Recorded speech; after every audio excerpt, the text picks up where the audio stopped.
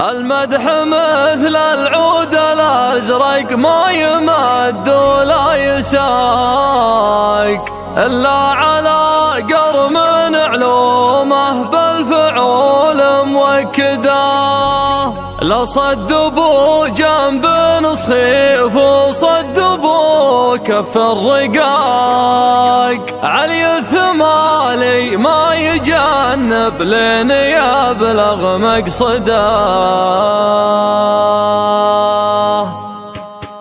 على الطريق اللي نهايته بداية انطلاق، ابدا الخيال يعيش جوه والقديم يجدده. اللون ياخذ راحتي وارتاح من ضيق الخلق، محتاج لي سجات عيد الراحة المستبعدة. ياخذني التفكير لابعد مرحلة وابعد نطاق، واعيش في غربة على الواقع ورحلة مجهدة. نهاية مر البال في ضيقه وهم ما يطاق، واميل للعزلة واشوف ان الظروف معقدة. اصعب من شعور الفراق الا شعور الاشتياق، هم يطاول راعي الفرقة ونار موقدة. من يكثر التفكير في الدنيا ولهوات الفراق، يمكن يبين الحزن في عينه ويجفى مرقده. كافحت في الدنيا بعز وذقت شيء ما يذاق، ما مرت ظروف الليالي باردة ومبردة. بيني وبين العز واسلوب العرب عقد اتفاق، رصيدي اللي ما ملكته في بنوك الاصداق. رزقي وتوفيقي على الله خالق السبع الطبق، اعيش لحظتي ولا افكر في بكره وابعده. كم من سليم شكله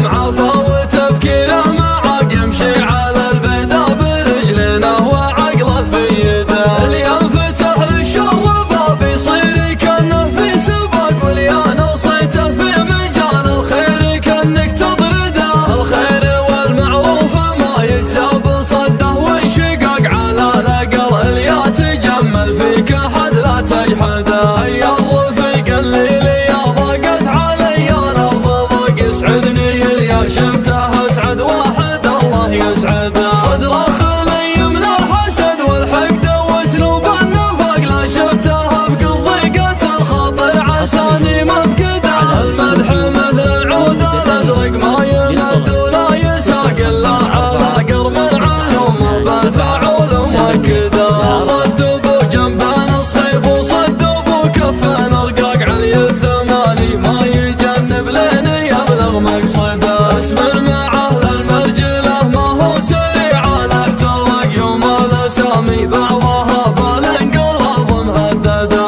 يكرم عن الهفات والزلات والهرجة دقاق، لها نراس تعب الاجيال قبله وابعده. يسعى لفعل الخير والمعروف والحق الحقاق، من يحتزم في المحزم المليان يبشر بسعده. يا علي بن عظه فعولك تشرح صدور الضيق، صبي من المسعودية قف كل